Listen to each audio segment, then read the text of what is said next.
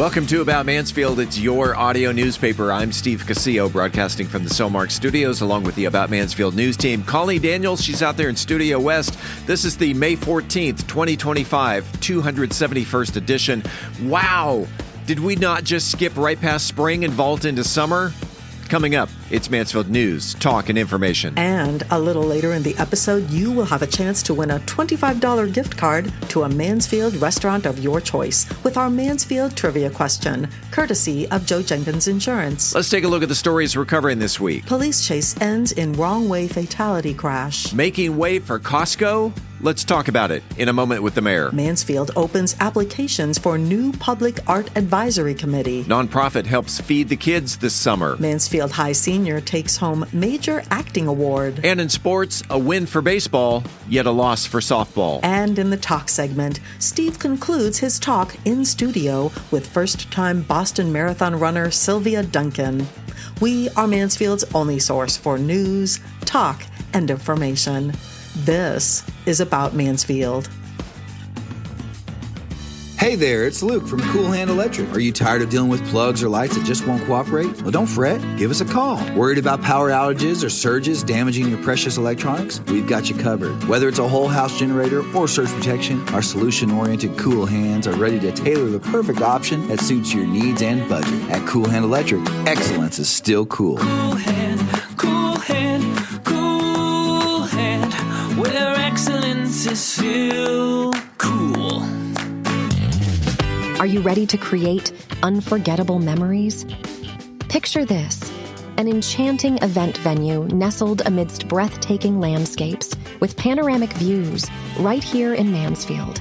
The Grandview Event Center is the perfect setting to bring your vision to life. From intimate gatherings to large-scale extravaganzas, the Grandview has flexible spaces to accommodate any occasion, be it a graduation or school function, art exhibition, or birthday or anniversary party. Book your next unforgettable experience at thegrandviewmansfield.com. That's thegrandviewmansfield.com. The Grandview Event Center, where memories are made and dreams become reality. Book your event today. I'm Jason Moore, Executive Director of Mansfield Economic Development Corporation, and you're listening to About Mansfield. Welcome back to About Mansfield. This portion of the news is brought to you by the Grandview Event Center in Mansfield. Mansfield police responded Sunday morning to a report of a vehicle entering the city on FM 917 with a stolen license plate. Officers located the vehicle on Town Crossing Boulevard, but it fled southbound on US 287. The pursuit continued into Midlothian, where the vehicle was traveling the wrong way on the highway and collided with another vehicle around the 400 block of West US 287. The driver of the fleeing vehicle was ejected and pronounced dead at the scene. A front seat passenger was airlifted to Methodist Central Hospital in Dallas in critical condition.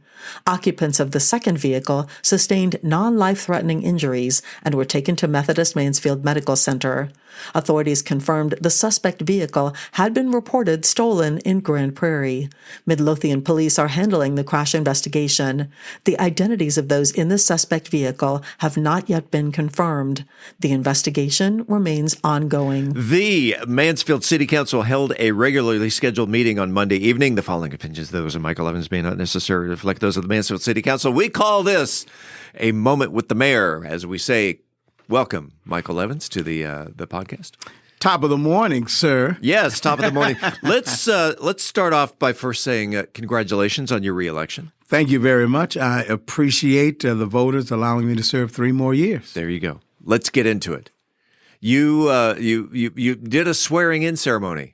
We did. So we welcomed our new Assistant Fire Chief of Operations, Noel Saldivar, to the city with his oath of office ceremony. So we want to welcome him to our team. And he's now a part of Mansfield's finest, Mansfield's bravest. Yeah, from a big dog to a little dog. How about that? I don't know. You know, I tell you, Rivers is a pretty big dog. River, the city's leak detection dog, came by to formally introduce himself to the city council. River is an interesting animal. River uses his nose to find leaks in our water system. So his abilities are another example of the ways really that the city continues to innovate, even basic services like this. We are the first in the state of Texas to have on staff a dog that detects leaks. On staff, so he's receiving a salary, and I tell you what, he's eating every day. There you go. You got you recognize some of my favorite people. Yes, you know what? The council, we did recognize the spring 2025 intern. And Steve, these young adults, they provide valuable insights and really essential work. They do a great job, and we just have learned to appreciate the talent that we have in our local colleges and community colleges, and also our ISD. So, we did say to them, thank you for serving here in Mansfield, and good luck to them all. So not only do the interns get down and dirty, but also those that are in the public works. You better know it. May 18th to the 24th is National Public Works Week. And you know what? We celebrate the occasion by recognizing our hardworking staff, those individuals that really get into the muck, to the dirt, you're talking about sewage lines. These are the unsung heroes of our city. And I'm hoping, as folks see them this week and anytime, really, give them a wave and a nod, because they're the ones that keep our city's infrastructure going. Now you get into the big news. The big news. Oh, my gosh. Let's see how big of a news this is. All right. So here's the deal. Yes. So we approved a 380 agreement, ladies and gentlemen, with Costco Wholesale Corporation. I tell you what, our economic development team, Jason Moore, Rachel Bagley, all of them, they are awesome, along with our economic development board. Listen, high five to them, but it's important to understand the company is interested in developing a 150,000 square foot store that'll be located at US 287 and Lone Star Road. Now, let me say this. Here's the disclaimer, Steve. Yeah. So before folks rush out and get a membership, pump the brakes just a little bit, because this agreement shows Costco that we are willing to work with them to come to our city, and gives them greater reason to develop a Mansfield location. Now, this agreement is not a guarantee. I want to say this again. It is not a guarantee that there will be a future store, but it's one of the tools that we have to encourage this type of development for our residents, because we believe that this is what our residents would like. I think, I tell you what, I've been married 37 years. Speaking of membership, yeah. Okay, 37 years. And I kept thinking, what do I have in my possession that I've had longer than 37 years? What is that? A Costco membership. Really? I have been a member of Costco for 43 years. Well, I tell you what, that's great, and I want you to. Hopefully, we'll get to use that in Mansfield. But another thing about this particular property is the fact that if this development comes to fruition, we will actually be we will be removing another 275 multifamily units, 60 townhomes. So this will be 100% commercial in regard to this property. One of the things that we want to continue to communicate to our residents is that we hear them, we understand what they're saying regarding multifamily and things of that nature. And our council is actively working toward developing commercial, retail, all of that stuff. But somebody can go and check this, but we will be removing 275 multifamily units and 60 townhomes. So it says a lot. And again, kudos to our Economic Development Corporation and those who helped to lead that. Let's talk about historic preservation. We also adopted the Historic Mansfield Preservation Plan 2035, and this document gives guidance for us to make sure that we preserve our community's history for future generations to learn from. Now, bear in mind, speaking of history, we hadn't upgraded this particular document since 1999. Wow. Yeah. So as our city grows, we want to make sure that we preserve those spaces, and also that we intentionally create gathering spaces so that we can retain that hometown feel that is Mansfield. 1999, you probably had to blow the dust off that document. You probably did, but we appreciate Art Wright and that committee for the great work that they do. Let's get into the consent agenda. 3 items?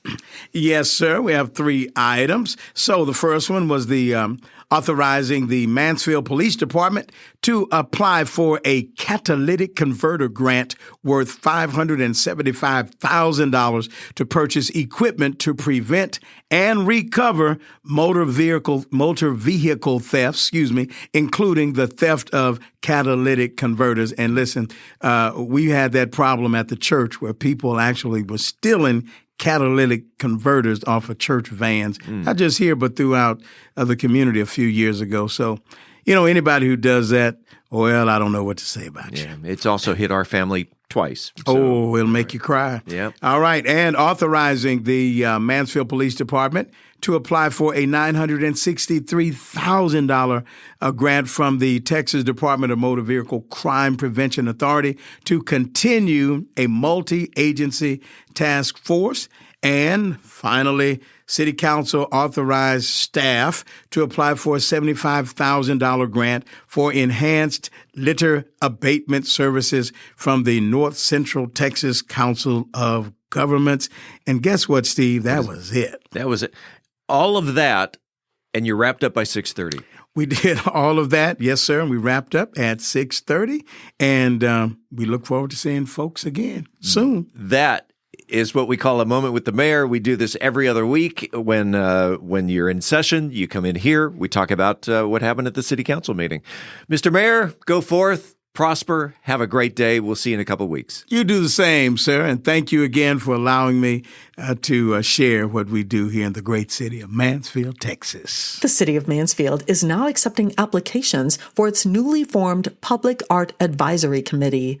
The first group of members is expected to be selected by the end of May. The committee will play a role in shaping Mansfield's public spaces by reviewing and recommending artwork for the city's public art collection. Its mission includes enhancing the cultural and visual landscape of the community and encouraging artistic engagement.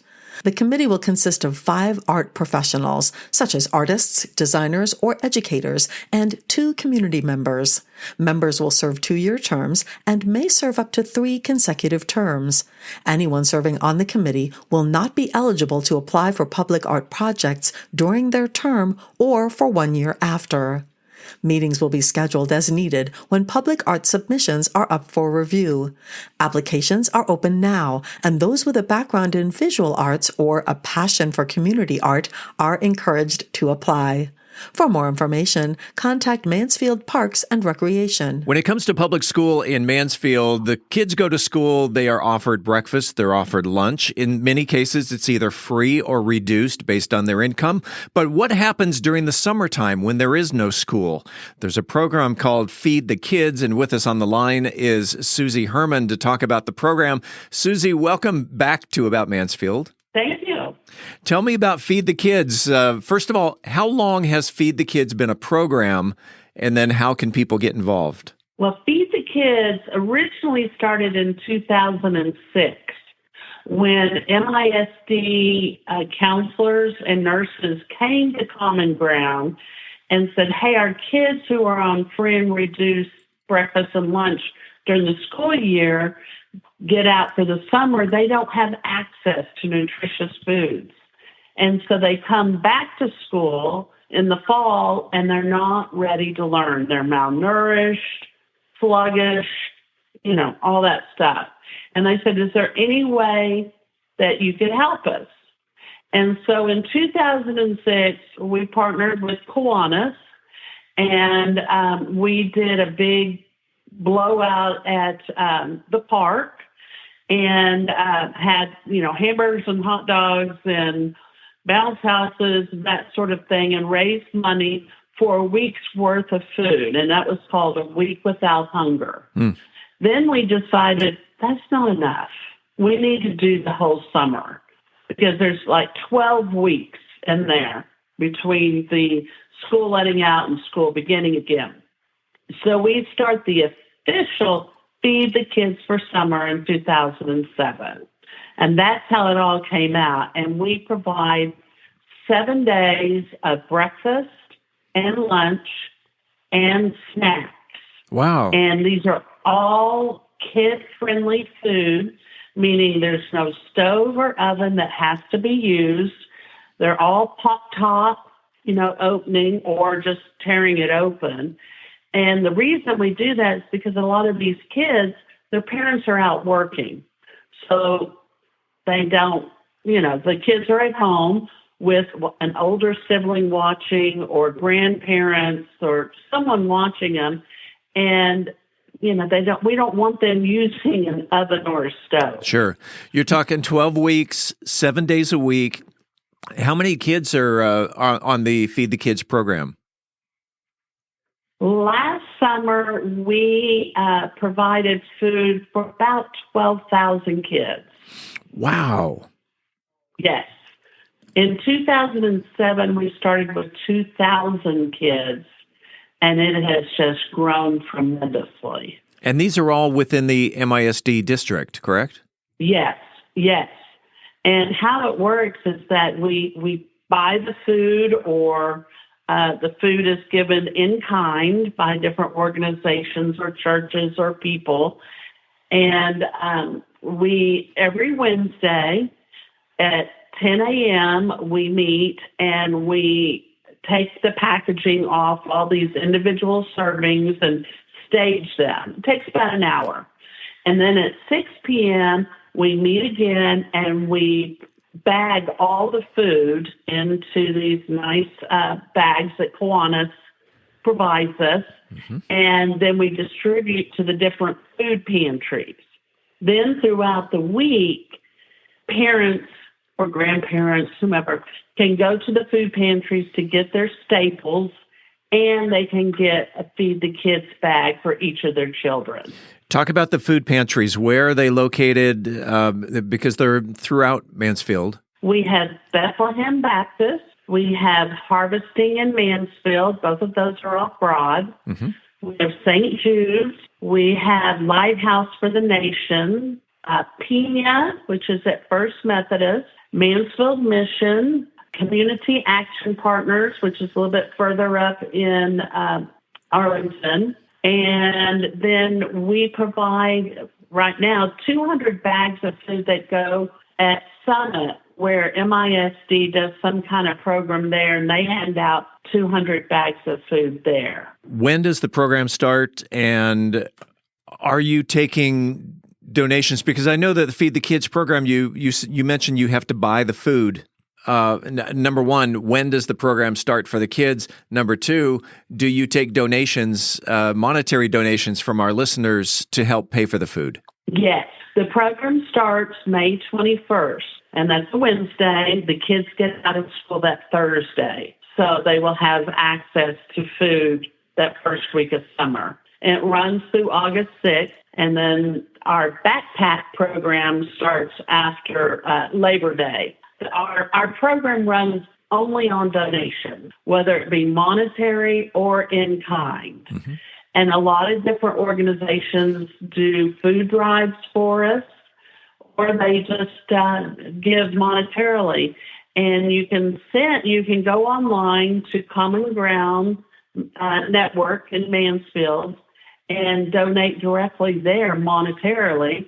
Or we actually have QR codes that you can, use your phone and order from Amazon, whatever the food that you want to provide, and it's delivered to us, and then we distribute out. That is awesome. Feed the Kids. Yeah. Started back in 2006 as just a 1-week project out in the park, and now you're feeding 12,000 kids.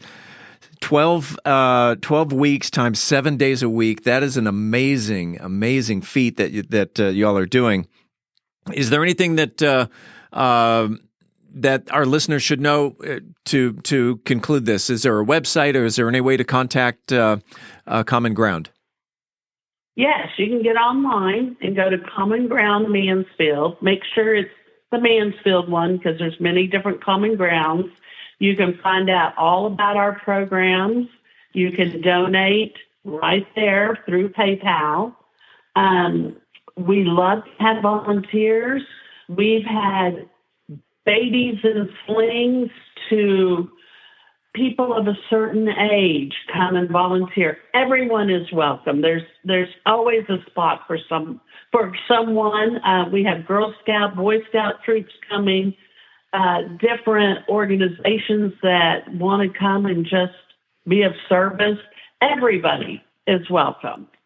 And this year we are operating out of the old Toys for Tots building, which is at 703 East Broad, C107. It's right next to the Mansfield Mission thrift store. Yeah. So it is air conditioned. We're so excited for that. And we need volunteers. That is your call to action, Mansfield. Go out and help feed the kids. Go out and meet Susie and Susan and the rest of Common Ground and help feed the kids.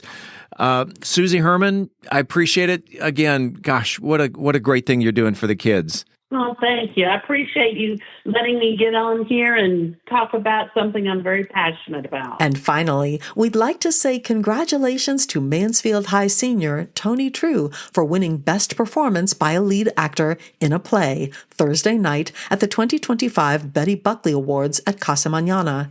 True played the lead role in Charlie and the Chocolate Factory. A win for baseball and a loss for softball. We'll talk about it because sports is next. I'm Philip Washington, Chief Investment Officer of Stonehill Wealth Management and host of the Wealth Building Made Simple podcast. First book I read in college was Rich Dad, Poor Dad, and it changed my life. And since then, I've read tons and tons of books on money. And what I've done is taken those lessons, simplified them, and I talk about those lessons on my podcast, Wealth Building Made Simple. So come hang out with us. We're on every major platform, Apple Podcasts, Spotify, and on YouTube. Wealth Building Made Simple. Hey, it's Steve Casillo, and are you ready to make your voice heard? Want to bring out your ideas to life through captivating conversations and engaging visuals? Look no further than Podcast Mansfield Recording Studio, your one-stop destination for award-winning audio and video podcast recording. Equipped with cutting-edge microphones, crystal clear audio recording, and high-definition cameras, we're here to turn your ideas into engrossing content.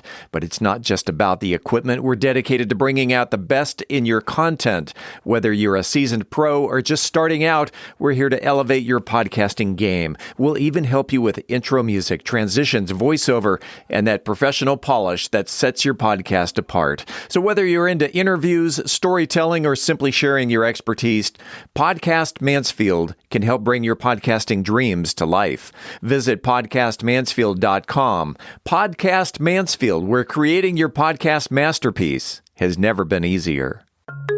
At Methodist Mansfield Medical Center, we've been caring for our home team for over 15 years. Today, you'll find award-winning physicians on the medical staff, advanced neurosurgery, a Level 3 trauma center, critical care for newborns, and comprehensive orthopedic care. Methodist Mansfield, delivering the care our friends, neighbors, and home team depend on. That's community, and why so many people trust Methodist. In sports, it was a battle of the legacies Saturday as the Mansfield Legacy Broncos took on the Midland Legacy Rebels in an area round of the UIL 6A D1 baseball playoffs, and the Broncos swept Midland, winning 5-3 and 2-0.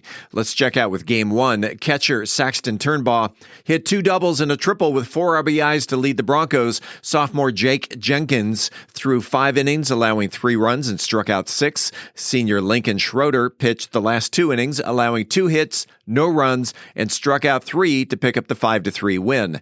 Let's turn to Game 2. Senior All-State pitcher Owen Skinner threw a complete 2-0 shutout game, allowing 4 hits and 1 walk while striking out 7. Also contributed at the plate with an RBI, while senior right fielder Jaden Lewis picked up 2 hits. This week, the Broncos take on the Prosper Eagles in the regional semis. Games 1 and 2 are on Thursday and Friday. Both games start at 7 p.m. A third game will be played, if necessary, on Saturday at 2 p.m. All games will be played at the ballpark at Kelly Field in Carrollton. Let's turn to softball. The Legacy girls wrapped up their playoff series against Denton Guyer. The Lady Broncos dropped the first game 1-0, bounced back with a 5-2 win in Game 2, but came up just short in the decisive third game, falling in a nail-biter 6-5. The close series ends Legacy's postseason run. Let's break down the Lady Broncos' 5-2 win. Senior Natalie Moreau pitched a complete game, allowing just 3 hits and no earned runs over 7 innings, while striking out 13 batters and was part of the team's lone double play. Moreau also proved that she's not only a force on the mound, but can also hit as well, posting a home run and 2 RBIs. Also at the plate, senior Riley Stinson led the team with 2 hits at 3 at-bats, including a double and 2 RBIs. Sophomore Meredith Davidson scored a couple of runs, courtesy of the 2 walks that she was given. Annika Benavides and Hope Gaudio each contributed a hit and a double, respectively. So the Legacy Lady Broncos end their season with a 29-8 overall record, a perfect 12-0 district record, with just 4 seniors in the starting lineup. The team is expected to remain competitive heading into the 2026 season. And that, my friends, is a look at sports. If you have a comment about the show, the news, whatever's on your mind locally, the good, the bad, the ugly, you can reach us by voicemail at 817-435-2938. Again, that is 817-435-2938. This coming Friday, May 16th, is National Bike to Work Day. If you've ever been thinking about dusting off that old bicycle, Friday is the day. This annual event encourages commuters across the country to leave the car behind and pedal their way to work. It's all about promoting a healthier lifestyle, reducing pollution, and having a little fun on your way to the office. Cities nationwide are hosting events, group rides, even free coffee stops for cyclists. So strap on that helmet, hit the road, and be a part of a movement that's good for you and the planet. Coming up after the break, we turn the page to the features section. I'm Angel Biasatti, and today we're talking about one of the most fundamental, yet often overlooked, aspects of our health. Sit back and let's dive into the importance of staying hydrated. In this week's Cocktail of the Week, we're continuing our garden party series with a fragrant twist on a classic that marries the botanical complexity of gin with floral sweetness and bright citrus notes. We are Mansfield's only source for news, talk, and information.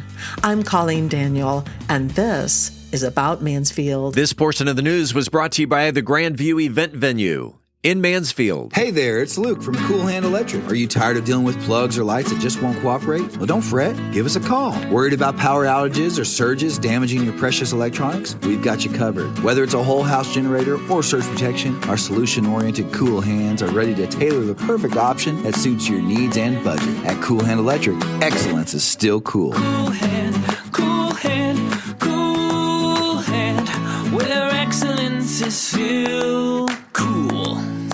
Congratulations to Ann Smith, who knew that Mansfield's first post office opened in 1860.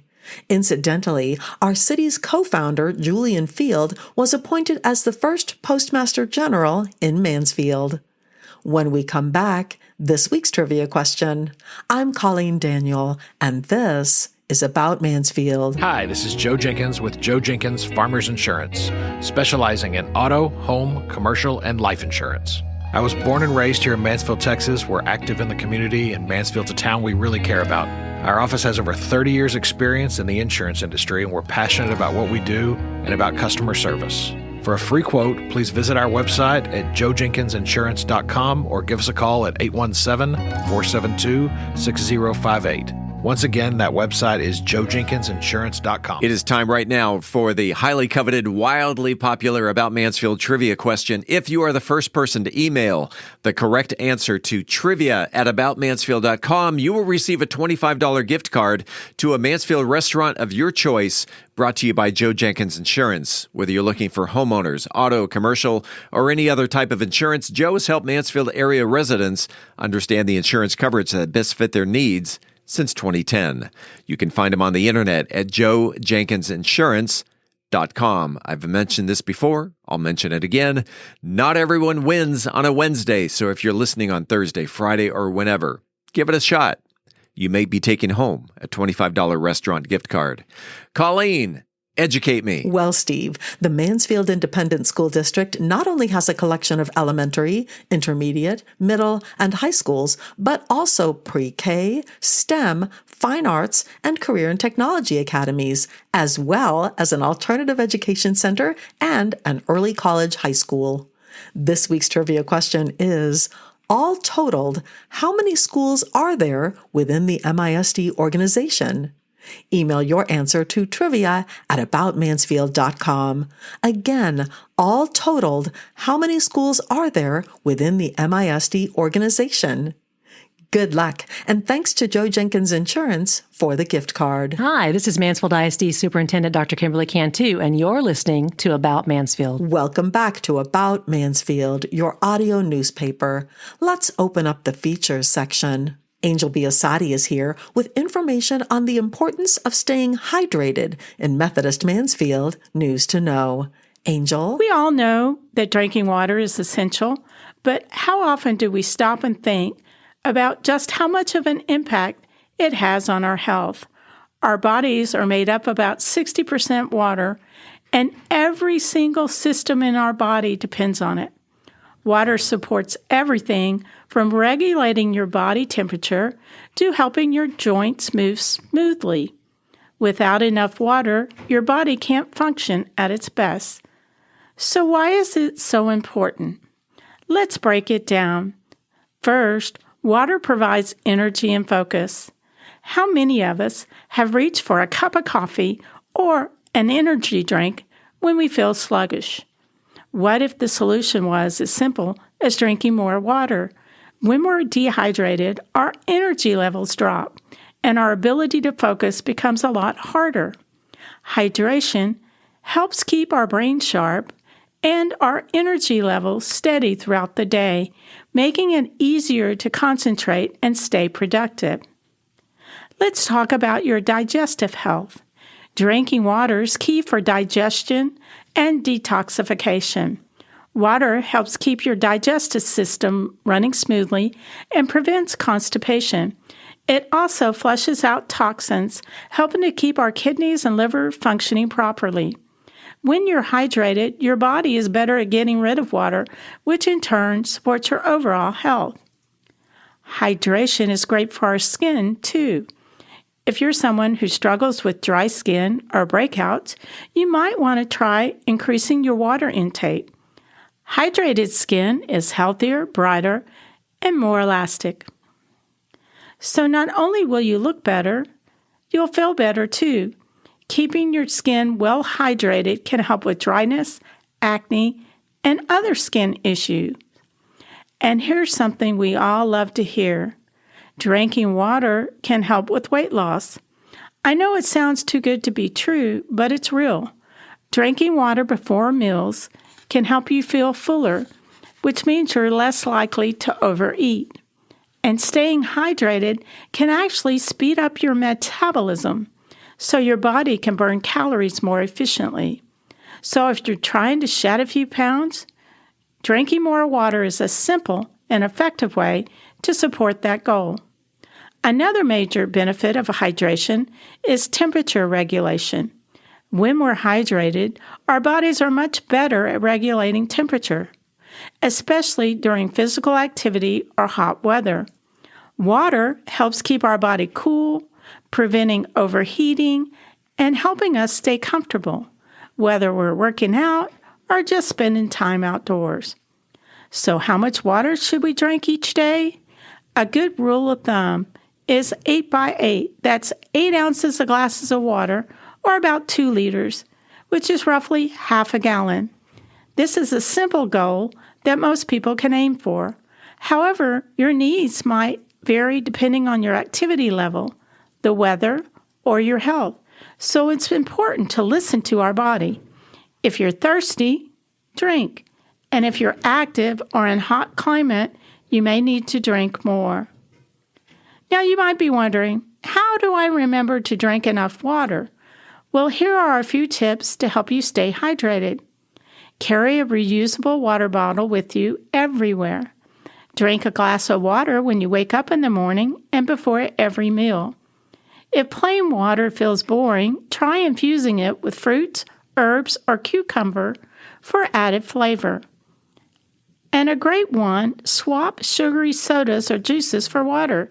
Your body will thank you, and you'll cut down on empty calories.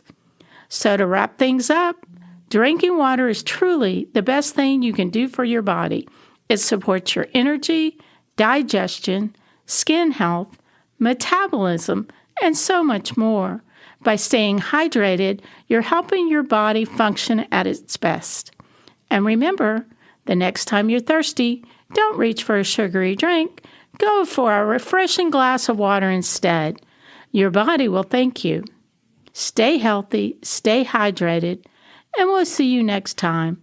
I'm Angel Biasatti reporting for About Mansfield. Shaken or stirred, you know it's going to be good as Brian Certain serves up a drink that's a fragrant twist on a classic in this week's Cocktail of the Week. Brian. Welcome back to our Garden Party Sipper series, where we're exploring cocktails designed to enhance your outdoor gatherings this season.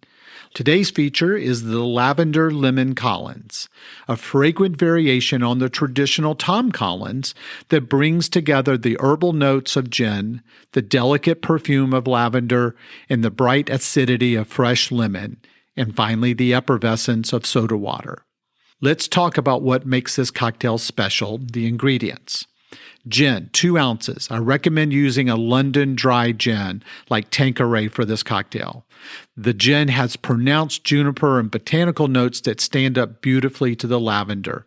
If you prefer something softer, Bombay Sapphire works wonderfully with its more subtle profile. Avoid using overly complex craft gins that might compete with our Lavender Star.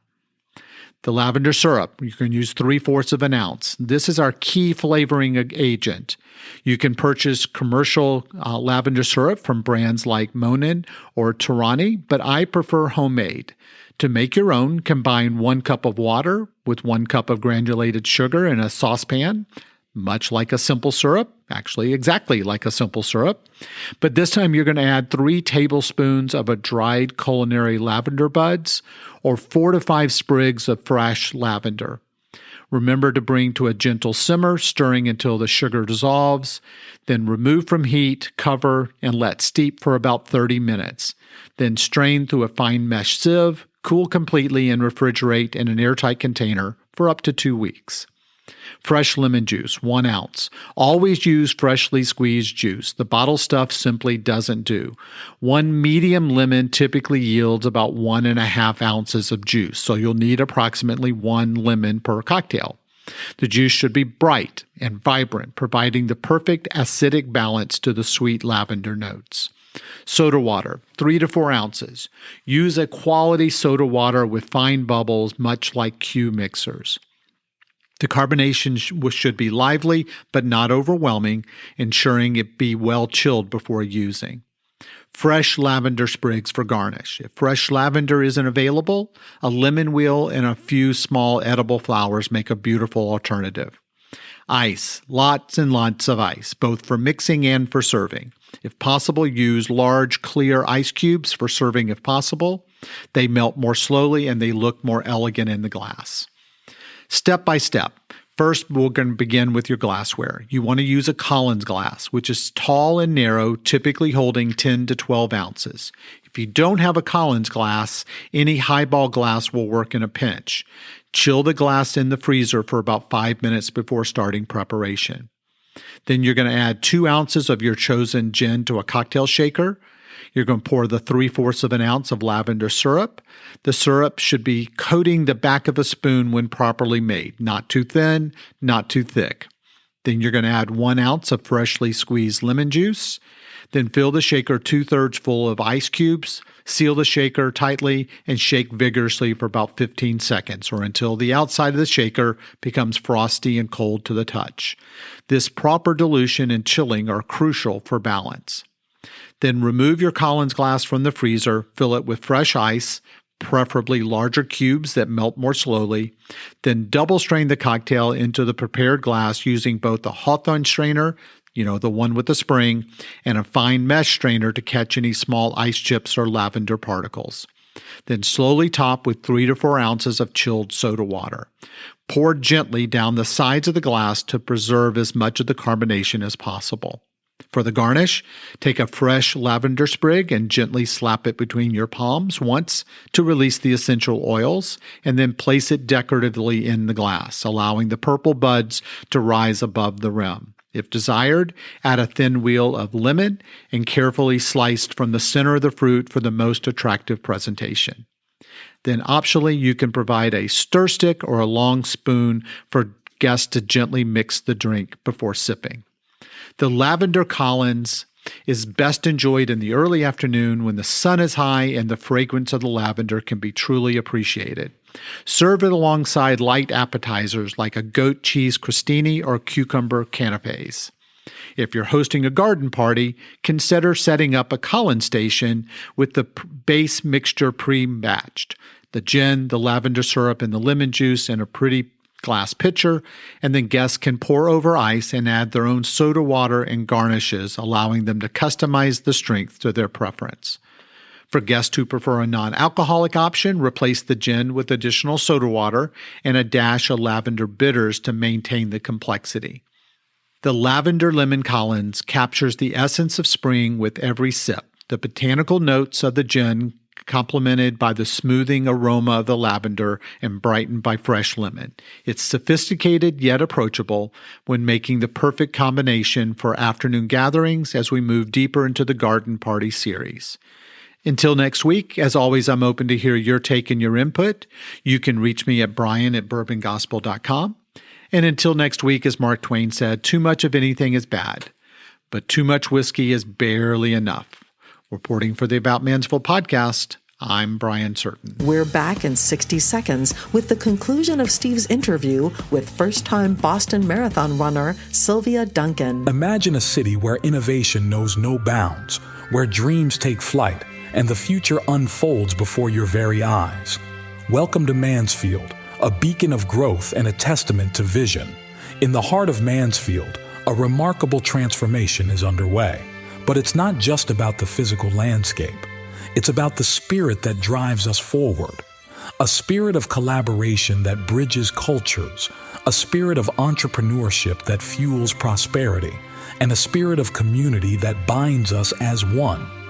Mansfield is more than just a place. It's a canvas where diversity paints the picture of progress. From art festivals that ignite creativity to tech hubs that redefine boundaries, this city celebrates every voice, every passion. Mansfield, where growth knows no limits and the vision is limitless. Brought to you by the unstoppable spirit of the Mansfield Economic Development Corporation. Hi, I'm Michelle Newsom, Mansfield School Board Trustee, and you're listening to About Mansfield. Welcome back to another segment of About Mansfield. I'm Steve Casillo as we make the transition from news to talk. Today, part 2 of our interview with Boston Marathon runner. It's her first time running, Silvia Duncan. Enjoy. They don't release 36,000 people at one time. Nope. Okay. Yeah, it's a major rollout. It's very easy to get caught up in the crazy. Is that why you went off at 11 o'clock? Were there others going as early as 7 or 8 in the morning, that the faster time? So the first individuals to leave are the wheelchair people. Right. Because they will, on average, finish in less than 2 hours. So some of these, they're flying. Anyway, they'll go up to 40 miles per hour on the downhill. Wow. So you don't really want anyone in front of them. Then there's the pros. The favorite female, Helen someone from Kenya. She won in 2023 and 2024, but she came in second this year.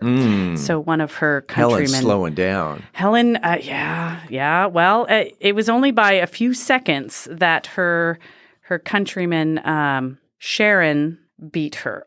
So, but yeah, I think they left around like 9:30. Oh, okay. The pros, and then then it's the age groups. Well, what I didn't realize till this morning is the age group The youngest age group is from 18 to 39. I mean, it seems like there's a bit of a difference between an 18-year-old and a 39-year-old. But regardless, they're all lumped together. There were just some really fun facts, fun things about Boston this year. As you know, the Easter was the day before. Right. The Boston Marathon is, well, I guess like Easter, it's kind of a rolling holiday.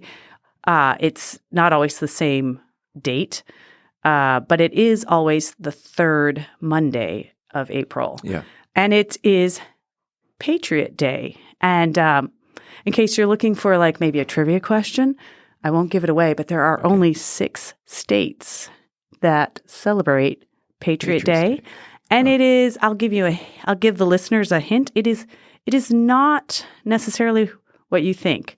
I mean, I'll give away, yes, Massachusetts, in fact, does celebrate Patriot Day. And the weather. I feel like the weather and the fact that it was I'm forgetting the Come on, Silvia, get in the game. The main line. It was the 250th anniversary of Paul Revere's famous ride into Boston. Oh. And they do that reenactment every year. Although they really, I mean, the British were coming, but let's be honest, the Kenyans were coming there. even faster. Yes. Is there a pre-race ritual that you go through? Are you doing mantras or you listening to heavy metal or something to get you pumped up? What's your pre-race ritual? Oatmeal. Oatmeal. It's not very exciting, but very effective. Bananas. Yes. I don't know how. I know this is a family show. Okay. I mean, everybody poops. So I'll just say that. I think there was a book called Everybody Poops. Yes. There is a book. But, any person who runs races, it's going to be a good day if you can get those 2 poops in before the race. It. Believe the lines. Saying, yeah. This time around, again, it was a little different because I wasn't getting up at the crack of dawn. And so I just was soaking in all the goodness. But I will say, like heavy metal, definitely before a race, that's good. Caffeine, also good. Although caffeine dehydrates you. But you've got there's people water handing all out along water the way. Yeah. Gatorade. Yeah. Were you running for a cause or a charity? No, I wasn't. No, you were just running for yourself. Just running to have, enjoy. Any unexpected moments during the race, whether they were funny, they were strange, they were heartwarming, the one that sticks out the most? Just the camaraderie, I met a couple of ladies that one lady had on her, Sharpied on her calf, she had on, and I thought, that is, I said to her, "Are you?" And she's like, on, and that's Hasher speak for, and the Hashers, that's the Hash House Harriers. It's a running group. I'm sorry, it's a drinking group with a running problem. That's how we define it. But it's an international group that's very. How should I say? It's probably everyone has probably seen or knows some hashers and just don't realize it because for whatever reason, it's been around for a long time, but people don't talk much about it. Okay, help out the listeners. What's a hasher? A hasher is, it started in the Philippines. I don't remember which World War specifically. In the great British officers started in the Philippines. Hey, we should be fit and stay in shape, and we'll meet at the pub. And anyway, it kind of evolved. So it's kind of an international group, and it's very casual. The Dallas-Fort Worth has a pretty good group where they take turns hosting. But basically, you don't know. You know where the run's going to start, but you don't know how many miles you're going to go. Okay. And you don't even know what direction you're going to go. But there's little clues. You leave little sidewalk chalk marks. And basically, it's like the hounds and the hare. the hare is the person who lays the trail. The hounds are the runners, and they're trying to chase the hare, and the hare is trying to trick them. And so it's a fun social group. And yes, often involves a lot of drinking, but not necessarily. Starts and ends at a pub. Often, yes. Okay. So so these ladies were from Canada, and so I'm like, oh, I'm Nutter Cutter. And I won't say her hash name because that isn't actually family friendly. But okay. But anyway, I looked her up later. Her name's actually Mary. But anyway, those ladies, she was from Alberta, Canada, and her friend was from British Columbia. So anyway, that was a fun moment, just meeting other hashers. Yeah. The hasher story reminds me of here in Mansfield, there used to be a Thursday 5K started and ended at a grill. Well, I wasn't going to mention, but that's okay. It started and ended at Stevens Garden and Grill. You run a 5K and there's free beer at the end of the. Yes. There's the big carrot at the end of the stick. That was definitely a carrot on the end of the stick. That everyone received a coupon for 2 free beers at the end, and sadly that ended. But that kind of reminds me of the hasher story of very much starting and ending. Do you have any advice for someone who has that dream of whether it's running their first marathon or running the Boston Marathon or any other major? I think the advice is enjoy it and embrace this sport because it's one of the few sports that we get better with age. I mean, perhaps not at the professional level, but it's interesting when you compare runners to other athletes that oftentimes, if you look at the first, second, third place in an age group, say 60 to 64, that's going to be weirdly similar to the age group of like 20 to 24. Mm-hmm. And it has a lot to do with experience. You get better at running by running. You run more and you'll run better. And I mean, obviously, age starts to take its toll, but there's some amazing stories of, I sat on the bus to Hopkinton with a lady named Valerie, and she's 70. Wow. She didn't start running until she moved to a retirement community in Florida. And I'm like, well, did you play soccer? Like, I'm just trying to get all this information. And she's, no. I'm like, really? Like, you just now started, like, running? And I looked up her time. She finished before I did. Wow. At 70. 70. So it's not too, that was actually one of the questions I was going to ask you. It's never too late. It's never too late. It is not. They did have some fun stats. You have to be 18 to run the Boston Marathon. Mm-hmm. The youngest runner was 18 in one day. Her birthday was Easter Sunday, the day before. The oldest runner was 86 years old, 4 months and 11 days. Huh. Forget his name. But, and coming across people while you're running on the race, a lot of them would have these a note on the back of their jersey, and they were part of the Century Club, which means they've run at least 25 Boston marathons.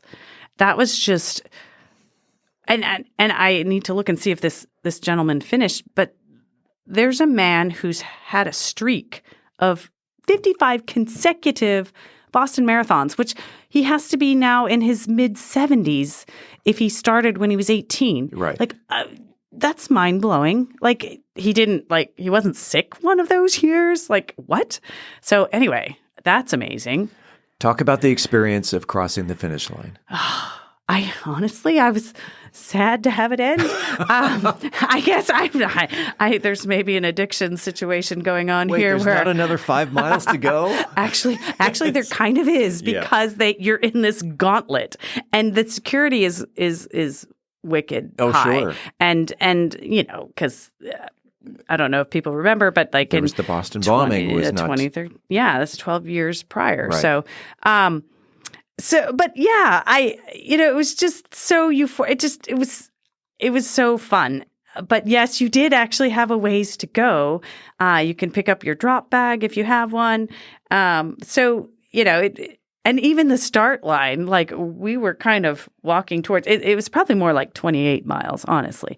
Not quite an ultra, but it was just so euphoric. I think somewhere in the back of my mind, I thought, I wonder if my quads are going to be sore. But like, again, the dopamine was overriding any other thing. I was just so excited.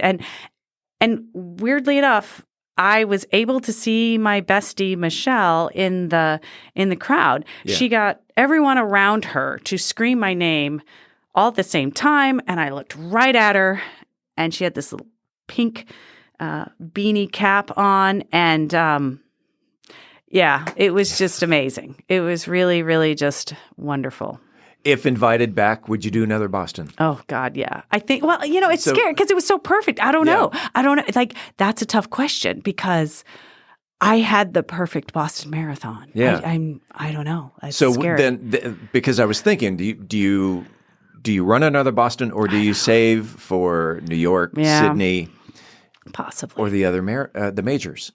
Yeah. Yeah. I think...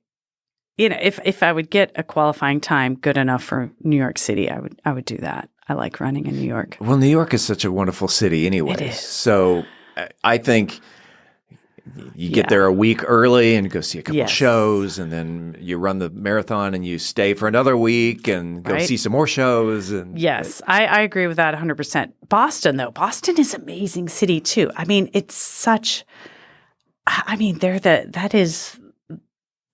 it's just as patriotic as it gets. Is Boston. And just Bostonians they are tough. They are strong. They show up, and it doesn't, sleet or hail or wind, heat, you can count on Boston showing up. And I just think they just inherently know they've got the greatest marathon on earth. It's the longest running. This was 129 years. Wow. So Boston is, there's no other crowd like them. Do you know many long-distance runners here in Mansfield? I used to be part of Lifetime Fitness Run Club, and many, many of those folks have run Boston. Okay. Have you met Corey Berlin? I don't think I've met Corey. Corey is actually a Mansfield resident. We had him on the show back in November of 22. Okay. He didn't start running until 2020 because of COVID. Oh. He needed something to do. And so his story is kind of similar as yours. His first marathon was the Cowtown. Oh. Like I said, he needed something to do during COVID, so he started running. His Cowtown time was good enough to get him to Boston. Wow. That's most runners wouldn't use Cowtown as a qualifying race. Right. So Corey's impressive. As a result of that, it has become his life dream to run all of the majors. All the majors. And that's how I knew about London and Berlin and all the others. Did not know about Sydney and Tokyo. So Sydney was just added this year. I mean, they talk about the 6 majors, but now there's a 7th. So all those people that have their 6 stars, I'm like, oh, you got to go back again. So I don't know in what order they were added, but I know that Sydney was only just recently added. Okay. So if you're running around town and you happen to see another long distance runner, that may be Corey, who lives right here in Mansfield. And I know that you're also a big bicyclist. I almost said biker, but I'm a biker. Chick. Okay, you're a bicyclist. Yes. Is there maybe a triathlon in your future? I guess the question it's on the bucket list. Can you swim? I can. Okay. Just only recently would I consider myself a swimmer. I joined a group in Dallas that I really love, swimming with some people at SMU, and it's super fun. But my bestie, Michelle, that was in Boston with me, I got the opportunity to be a spectator for her in Florida this year. It's Ironman Florida. And that was her second Ironman. And that was just mind-blowing. And just the air was crackling with anticipation. And I wasn't even participating. Like, I was just a spectator, and it was just awesome. So we've both now gotten to experience each other's races like that. And it's really amazing. So one of these days I will sign up for a full Ironman, but I'm going to hold off for a bit on that until I'm ready. But yeah, it's a very similar experience in that there's so much intensity, and the vibe is just, it's incredible. It's fun. Let's conclude this interview with just opening up the mic. If you want to thank anybody, obviously Michelle was there by your side, but Yes. if you want to give any shout outs or what have you, what's on your mind and go for it. I think the shout out I need to give most of all is to my mom. Sure. She's always been my biggest cheerleader, and she instilled this love of running. I don't know if that's what she meant to do, but that's what happened. And I was FaceTiming with my mom after. Oh, I was going to say during the race? No, not during, but after. And I had always told people this was on my bucket list since I was 10, and she's like, "You were 7," and reminded me. And I do remember this moment where. She was worried about me because for the first time we were running a farther distance. It was 8 miles instead of 6.2. And then she says to me, "Hey, I think you're the youngest person in the race." This was in the Quad Cities. It might have been Rock Island. Anyway, and I got excited about that. So she said, "You might get your picture in the paper." I'm like, "Ooh, that's a big deal." So I ran really hard, and as I crossed the finish line, I vomited. So no picture in the paper. But the guy handing out the trophies, which I got a trophy because I was the only one 8 and under in the race. So yeah. But he autographed a poster because he had, I don't think he actually won the Boston Marathon that year, but he was like second or something. His name was Craig Virgin, and he said something, I don't remember specifically what, but it was very inspiring. And so on the way home that day, I looked at my mom and I said, "I'm going to run a marathon." And she's like, like what you say to a 7-year-old, like, "I'm going to be a movie star." And yeah, I didn't even know like what a marathon was, but this gentleman said something really inspiring to me. So that's how it got on my bucket list. And that poster hung in my bedroom until I graduated high school. So I think it had some subliminal effect on me. Yeah, okay. So I think sometimes those inspiring words that you give people can like kind of be a life-changing event. So don't take that for granted, and take every opportunity that you have to give somebody inspiration. Congratulations. Thank you. On doing your first major marathon.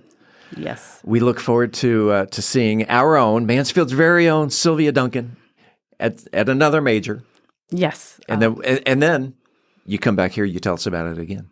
I will. Okay. I would love to do that. Great. Thanks for being on About Mansfield. Thank you, Steve. Coming up next week on About Mansfield, we will talk in studio with a nonprofit founder who is doing some great things with Mansfield's youth.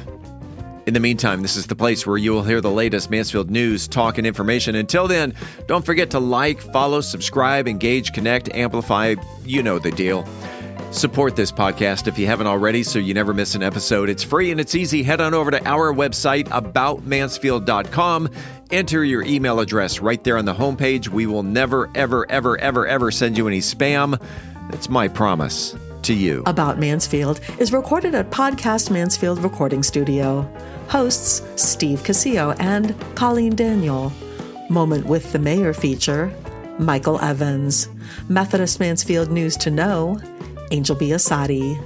Cultural Arts Calendar, Tim Roberts. Cocktail of the Week, Brian Certain. Post-production editing, mixing, and mastering, Steve Casillo and Andrew Miner. This podcast is copyrighted by Podcast Mansfield Recording Studio. It's intended for the private use of our audience. Any other use of this podcast without prior written consent is strictly prohibited. We thank you all for listening. On behalf of the entire news team, I'm Steve Casillo, and this is About Mansfield.